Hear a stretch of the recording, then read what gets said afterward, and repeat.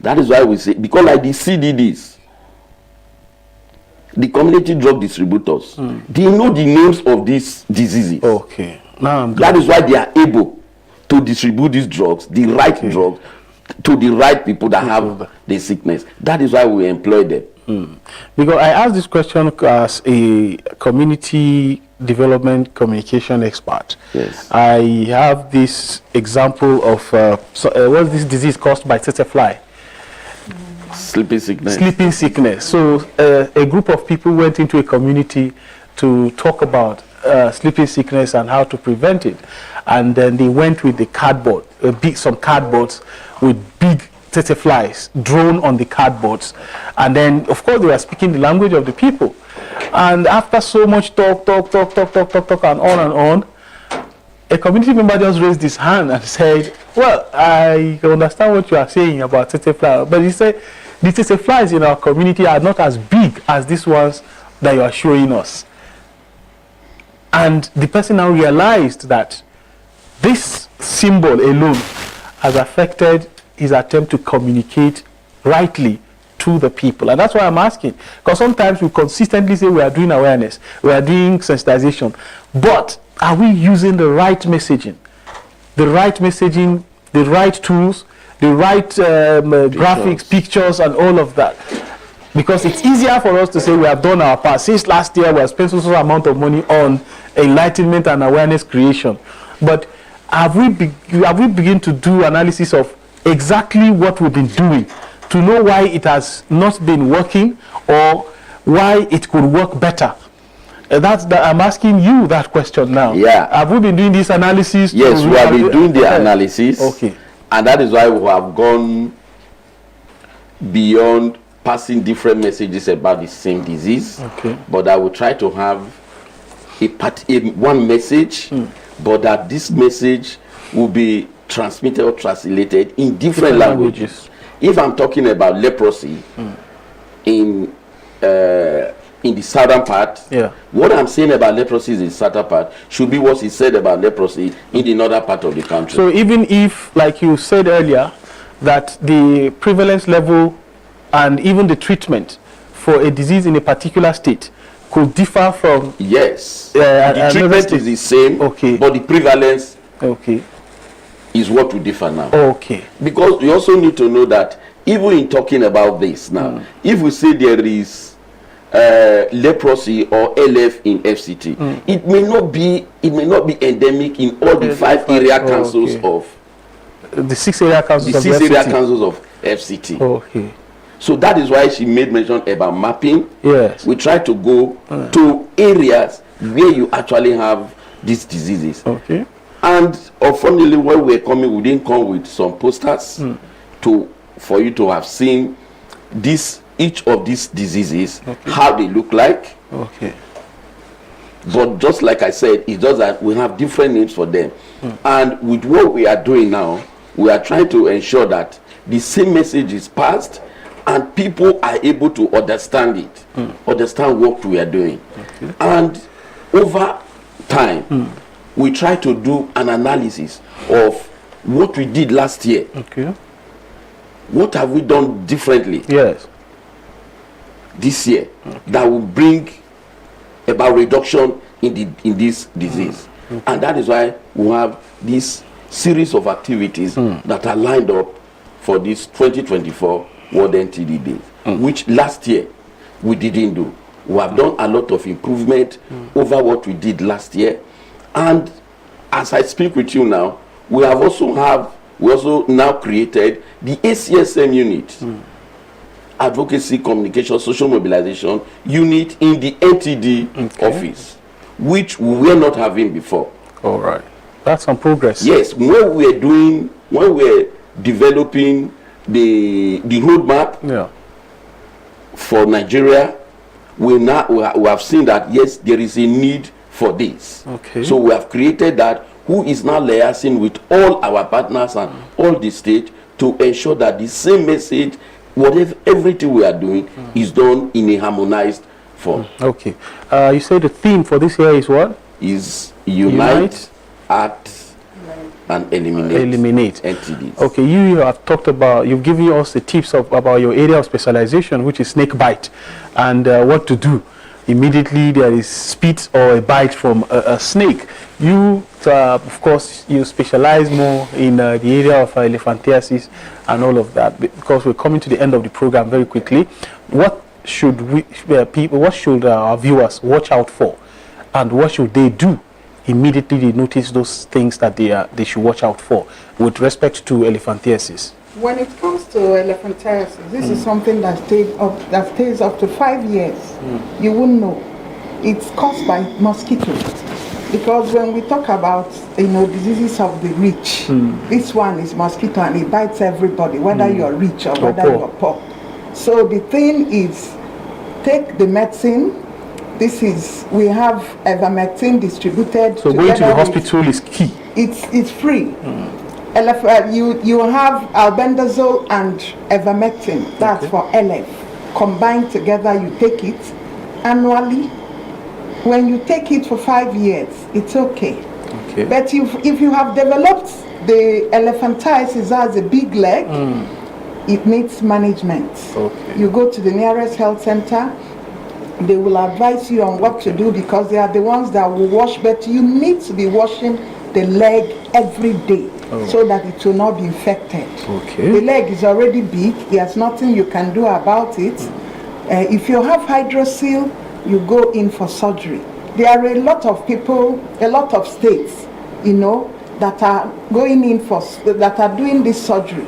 You have to find out, based on your state coordinator or the LGA coordinator, they combine names of all these surgeries that they will want to do, depending on when they want to do it. So this is what you have to watch out. So what's your final word to our viewers as we wrap up the program from your end, particularly with respect to tomorrow's event, that is the World NTDs Day? We will all act and make sure that NTD is eliminated. Wash your hands properly.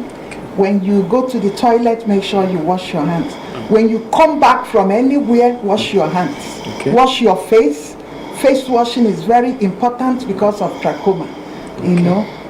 Health is key. So we really have to understand. All right, Mr. Adebayo, what's your final words to our viewers? Thank you very much. Just like she said, the wash word there is wash. Outside this, we also need to know that the drugs are free. Drugs and medicines for all NTDs are free. Free, and you have access to them at any point you want. Go to the nearest health facility and you'll be directed on what to do. On this point, I have to say sincere thank you to both of you.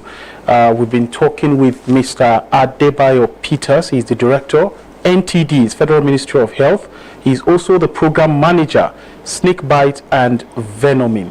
And a very delectable Mrs. Okoye Chinwe. She is the program manager, lymphatic filariasis, otherwise known as elephantiasis, Federal Ministry of Health. And we'll be talking about neglected tropical diseases. Tomorrow, being 30th of January, is the main day for the commemoration to draw attention to some of these diseases. They are called neglected, they are tropical, and of course they are diseases that kill. And therefore, all our conversation is centered around the theme for this year, which is Unite, Act and Eliminate. So because there is a target that by the year 2030, we should have at least eliminated all these tropical diseases. And there are about 20 of them. Unsurprisingly, Nigeria accounts for about 15 of all of them. You can find 15 of these 20 in Nigeria alone, to tell you the rate of prevalence. So the most important thing is go out there to the health clinics, get tested, because testing is very crucial to detecting whatever is it that is wrong with us. And from there, if it is detected earlier, I think Mrs. Chinwe will agree that even elephantiasis, if it's detected earlier enough and you take the medicine, the chances are there that you will survive it. And so that is crucial, and that's been the message from all of us this morning. Once again, thank you both for coming on Aso Morning. Thank you. Thank you very much. We hope that by next time we invite you, we won't tell us no, or you are busy. We are available for you. All right then. Thank you. Of course, we'll now go join our Investment Plus team for Investment Plus for those financial tips. When we come back, it will be time to say bye-bye on this edition of Aso Morning. Stay with us.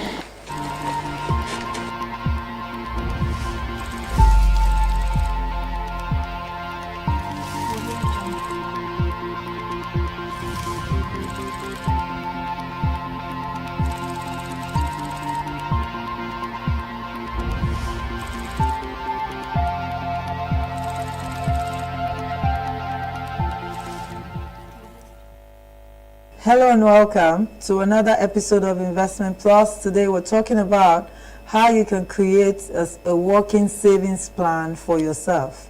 Now, saving money is a crucial step towards achieving financial goals and building a secure future. So today we're going to explore the steps you can take to create a working savings plan that will help you take control of your finances. The very first step today is to set clear goals. Now, you need to start by setting clear goals. It's important. And for example, a specific savings goal that you want to achieve. We still have 6 months or 7 months in this year. What do you want to achieve with your savings? I know it's a bit hard to save today, but guess what? It's the secret and the way to build wealth, regardless of what's going on in your economy. So you have to learn to save. Did you know that you even have to save more during an inflation? So, do you want to save for a down payment on a house? Do you want a dream vacation? Do you want to create your emergency fund for the first time? Whatever goals you want to achieve, maybe pay down debt, pay for school fees, pay your rent, your wedding, whatever it is that you have as an objective, whether short-term or long-term, you must set that goal clearly, and then begin to assign a portion of your income towards that. So have clear goals. Having a clear goal will help provide the motivation and focus through your savings journey. I remember a colleague of mine who had a goal to build his own estate in his 10-year working career, and he achieved it because it was his goal.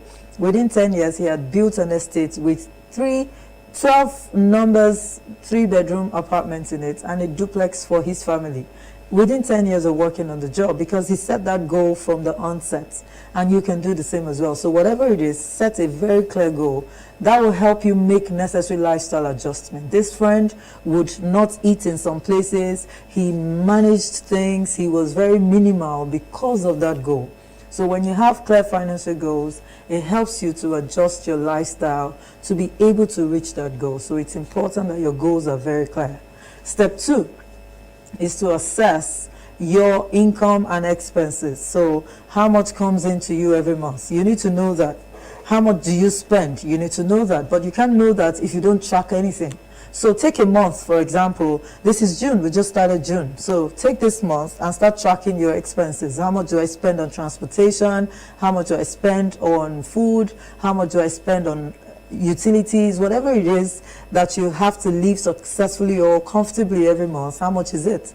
And then how much comes in? Sometimes we think it's just our salary that came in, but an uncle sent you money here, you did a small business and you got some money, there was a partnership and you got your cuts.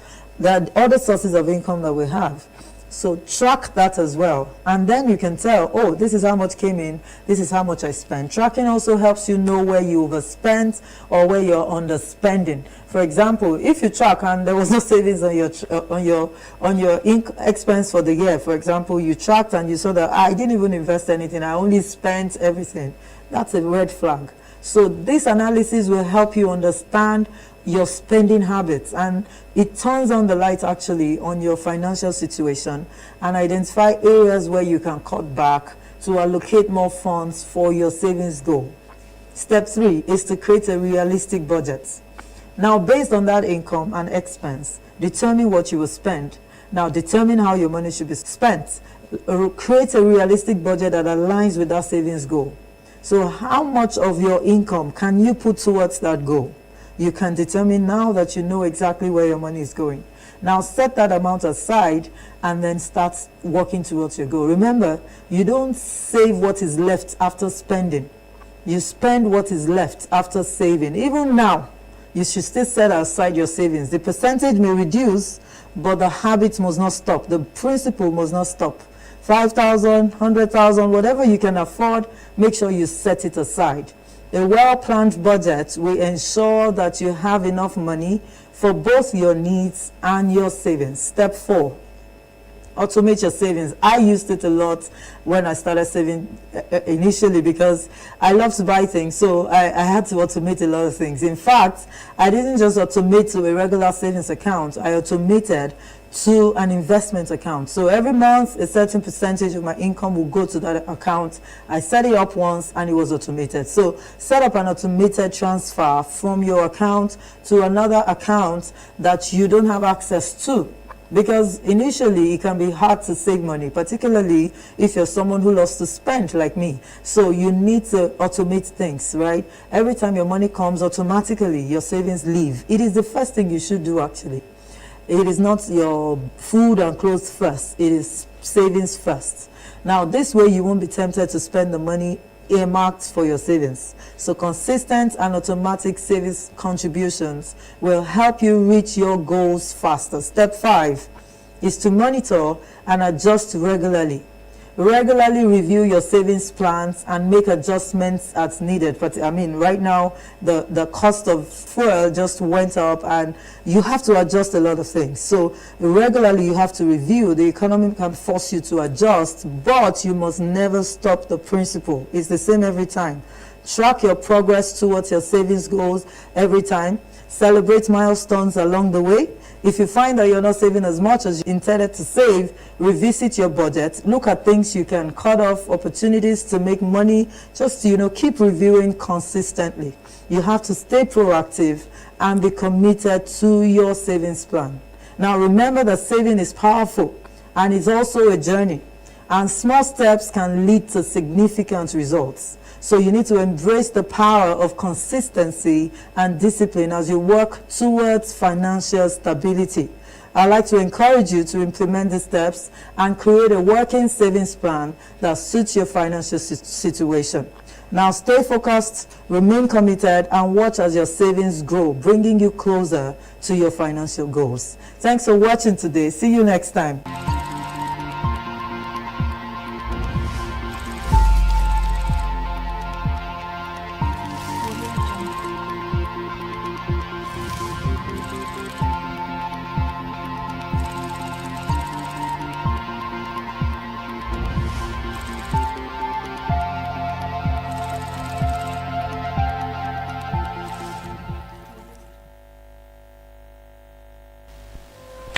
Thank you for staying tuned to that very vital segment. We hope that you've been able to pick a thing or two on how to become financially wiser, because financial management is crucial, particularly in these very trying economic times.